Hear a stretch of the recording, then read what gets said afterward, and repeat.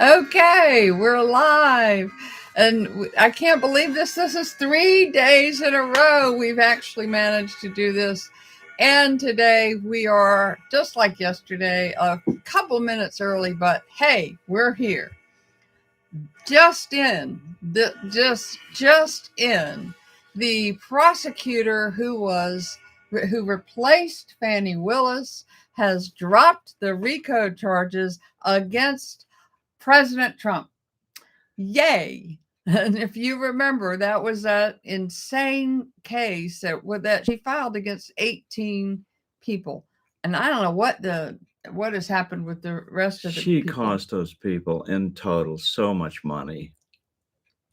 So much money, time, heartache. I mean, just and such good people. I think Rudy Giuliani was one of them. I think Joe DeGeneva. Rudy Giuliani, they broke him financially. Yeah, they broke a lot of them financially, I think. But in any case, this new prosecutor has dropped the case, and we wanted to mention that right off the top because A, it just happened, and B, because we've been talking about James Comey and other people who had cases dismissed or whatever. Well, it's about that. It's funny because I thought that had already happened, that President Trump's case had been dropped. But that brings us into sort of, it seems to me that we end up talking about corruption a lot at the noon hour. I know exactly why. That in a previous show, we talked about the Democrat Congresswoman, Sheila McCormick, who was charged with stealing, if you remember, $5 million from FEMA. And one of the things that she bought, which was very important, I guess, was a 3.14 carat diamond ring. I'm guessing she's getting engaged. I don't know. But she got her brother involved, and she used the money for campaign funds and diamond rings. And that serves her constituents well. Diamonds are a girl's best friend. Well, for her to have a diamond ring is better for her constituents somehow. I don't know. Anyway, she turned herself in to authorities. Now, after being on the run. Well, she what? At any rate, she did turn herself in, and we are going to follow this case to see where it goes. And in speaking of millions of dollars, in Minnesota, shock, a radical Democrat judge, Sarah West, I like to give these people's names so they can become famous, overturns a jury guilty verdict. That is unusual. But she overturned the jury's guilty verdict. Now, listen to these charges, which frees a Somali immigrant who stole $7.2 million in a Medicaid fraud scheme. Now, that's like a lot of money. And a Medicaid fraud. I mean, that's like, what the heck? But didn't President Trump just sign a order getting rid of immunity for the Somalia immigrants? I don't know. They had immunity for some reason. I guess Ilhan Omar was involved in all of that. Well, we know Obama is the one who brought in all the Somali immigrants, and they settled in Minnesota, and Ilhan Omar is one of them. And of course, we know she married her brother, and she committed all kinds of immigration fraud. What are you trying not to say? I can see it on your face. It just goes to show this whole immigration thing is all, as we have said, orchestrated from the very beginning, orchestrated by Obama and others to. And he even told us all along. He said, yeah, I'm leaving the White House now, and I'm going to go set up my war room in upper Northwest Washington, D.C. in a big mansion. Yeah. Now, I've never heard anybody call their new residence a war room except for one person. Well, of course, we all know he set up a shadow government. I mean, he set up a shadow government, and he was in control of a lot of people in who were still answered to him for whatever reason. Then talk about Comey. Well, that's where I was going with this.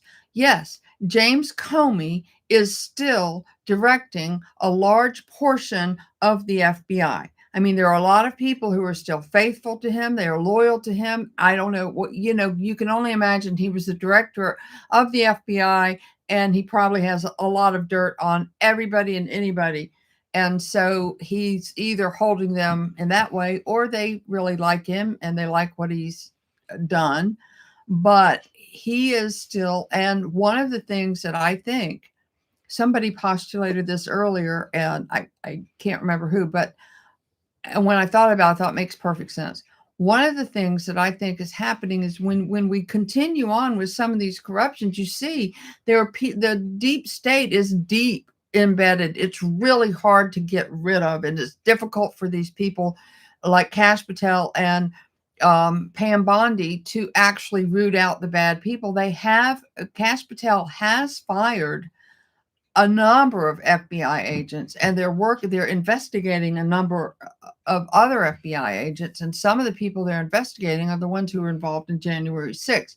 But my point about Comey is it's almost like the case against him was actually a trap to catch some of these rogue FBI agents who were leaking the information on the indictments against Comey, and who were slow walking the information in the DOJ, and who were protecting him in other ways, and probably meeting with him in his house or some secret location to protect him.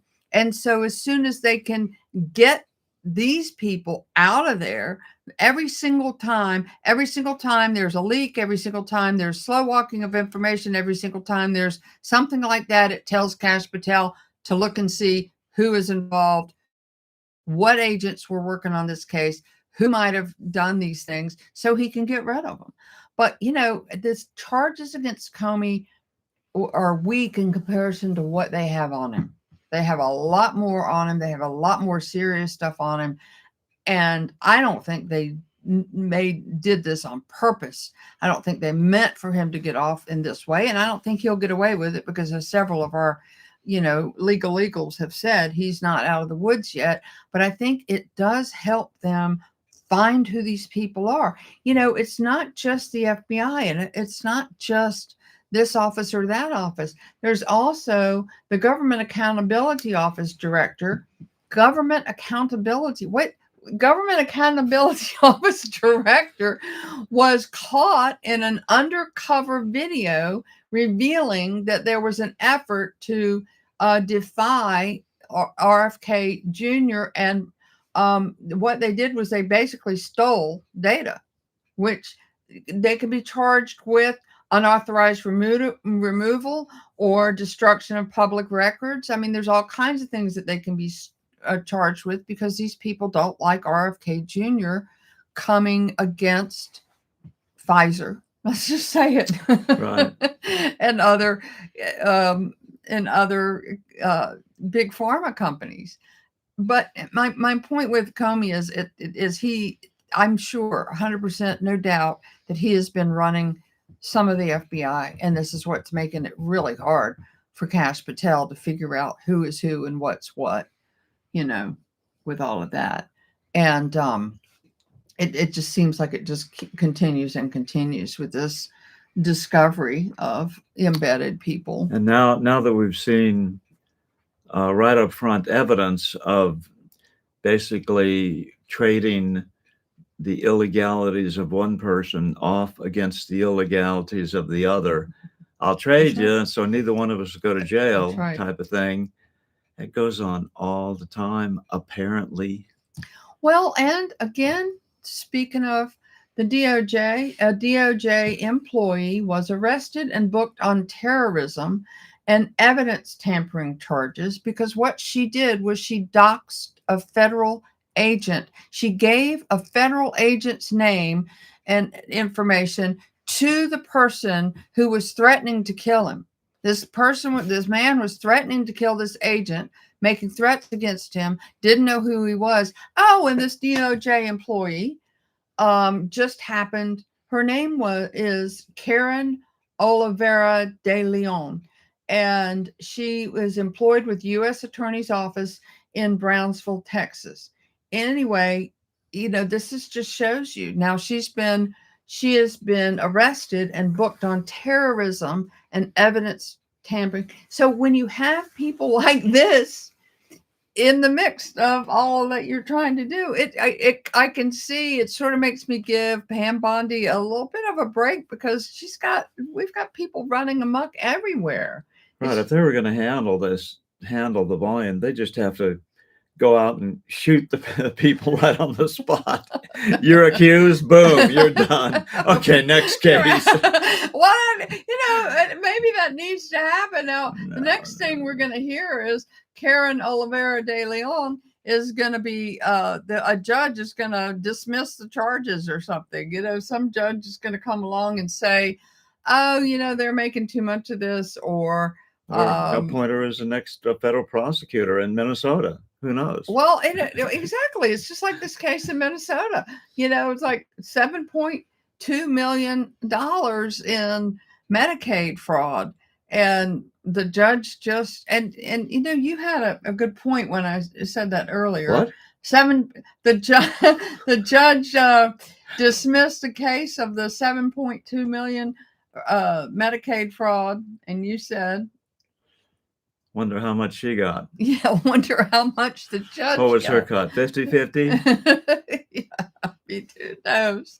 Boy, this is why I keep talking about martial law. This is why the judiciary needs to be cleaned out somehow. That, as you said, but of course we know our Chief Justice is compromised.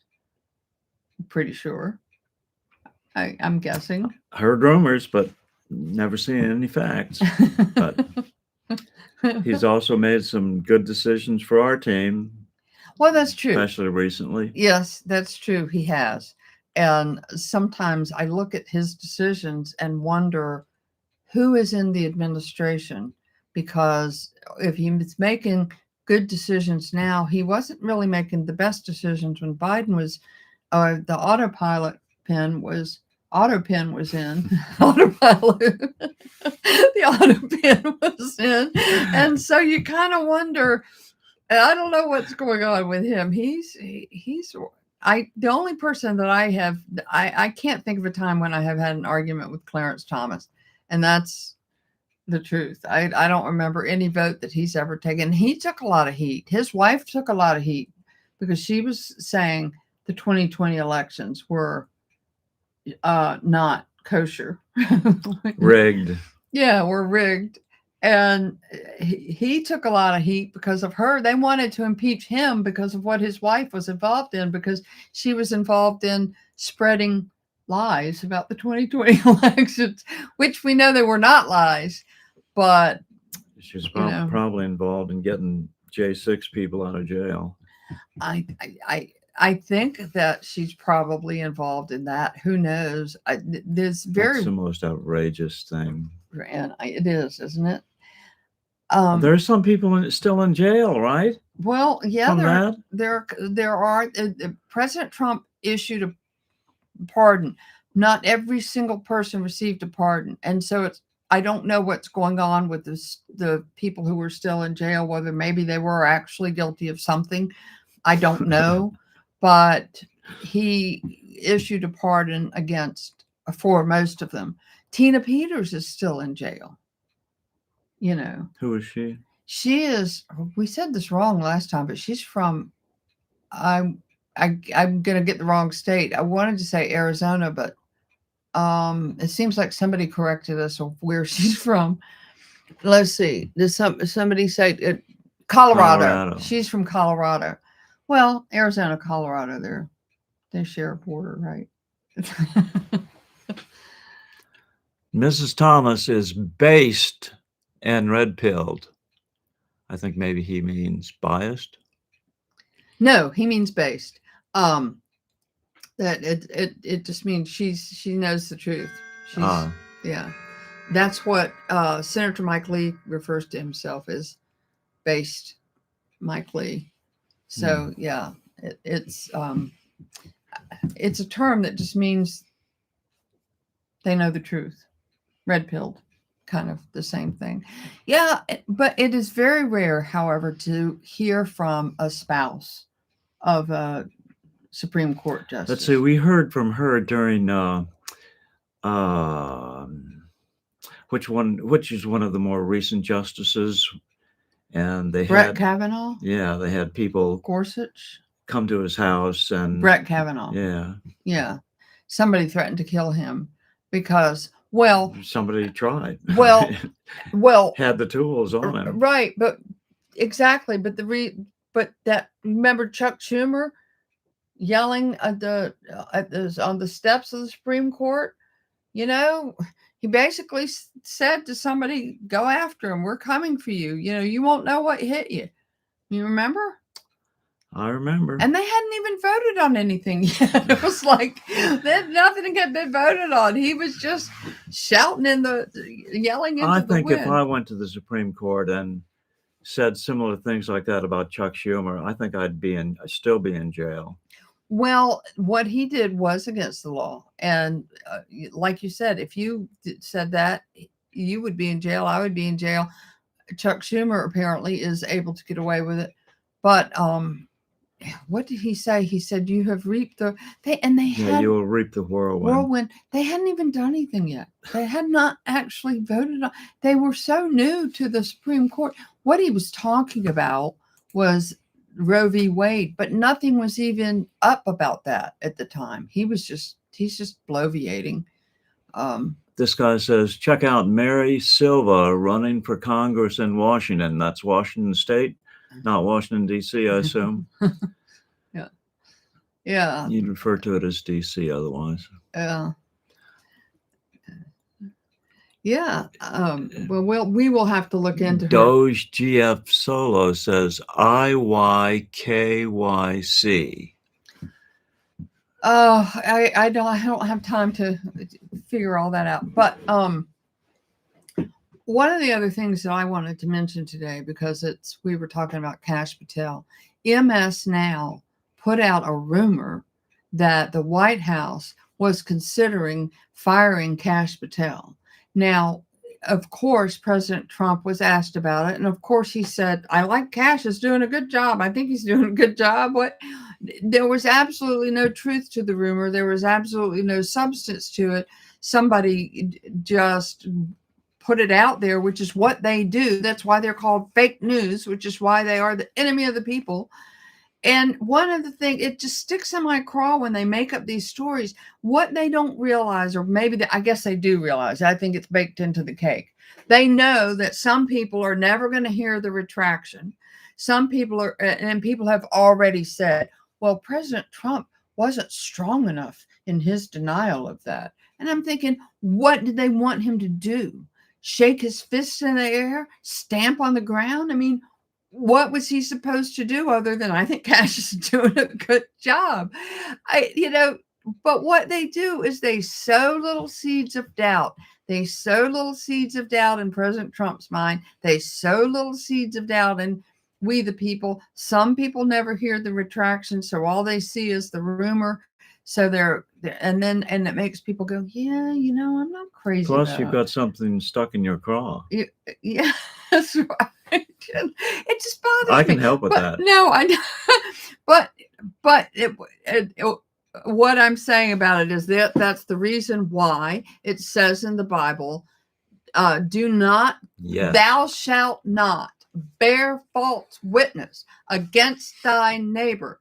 Now, you can interpret neighbor in any way you want to, I suppose, but it's very strongly worded because what that does is false witness, rumors, vicious rumors like this cause untold damage. There's like a dominoes effect of all the damage that it caused. And Kash Patel is sitting there thinking somebody leaked information to MS Now, which is really MSNBC. They just want to call themselves something different. Yeah, when you said that I had never figured that out before. I always thought that that was just a more general term. Well, I Against your neighbor. rumors of whether they're neighbor, a rumor about your neighbor, or a rumor about a friend, or a rumor about a coworker, in this case a public figure, it just brings a cloudiness to everything. They almost never apologize for. Of course they should have learned, because President Trump won a lawsuit of how much money against one of them. It doesn't matter, they're all the same, so CBS, ABC, one of those. And so they should be more careful. But Careful? No, that's not their modus operandi. Their modus operandi is to fake out as many people as possible. This is purely political, purely left-wing, purely destructive of the United States. that's right. And the dirtier the story, the better. It's just like I saw Erica Kirk when she hugged JD Vance right after the memorial, and people started putting up rumors and showing a picture of, look how she's touching him and this and that, and they're having an affair, and there were all this stuff going on about she was having an affair and this and that and the other, and it's just wrong. It's vicious, and it clouds things. I heard her interviewed with Megyn Kelly, and it was actually quite good. They both did a good job on handling that. But Erica Kirk was like, if you have a problem with me hugging somebody, maybe you need a hug. Maybe you're the one who's in need of a hug. She said she had just walked off stage. She was in tears, crying. JD Vance was a good friend of Charlie Kirk's, and he went up and said, you did great. I'm so proud of you. And she hugged him. Of course she did. And the people kind of made it look like, oh, they're having an affair or something else. It was sort of funny, because what they were saying was she grabbed the back of his head, which, I mean, yeah. And Megyn Kelly said, if she had grabbed his ass, they wouldn't have said anything. No one cared. I thought that was good for Megyn Kelly to jump in and say that. There's rumors are just they're just evil. That's all they are. They're just evil. I can't read it. See what the comments it says are. She seems to hug people the same way. She does. She's a very huggy person. She's affectionate in that way, and she hugs, everybody. And right now, she needs the support of another human, of human touch. Yeah, there's absolutely, it just, people, you know what it is? They're jealous. It's jealousy. They're jealous of her because she's a better person than they are. And they can't stand it. And so they have to point out something that they think is a flaw because it makes them look good. Or that's what they feel like. I don't know, but it's leave people alone. Even John Fetterman, Senator Fetterman said, let people grieve, for heaven's sake. Does anybody know what Fetterman's status is right now, health-wise? Is he still in the hospital? No, he's out. He's fine. He had 22 stitches. Wow. Yeah, he had a scar here and a scar there. I mean, he had a lot of stitches in his head, and but he's out of the hospital, and I think he's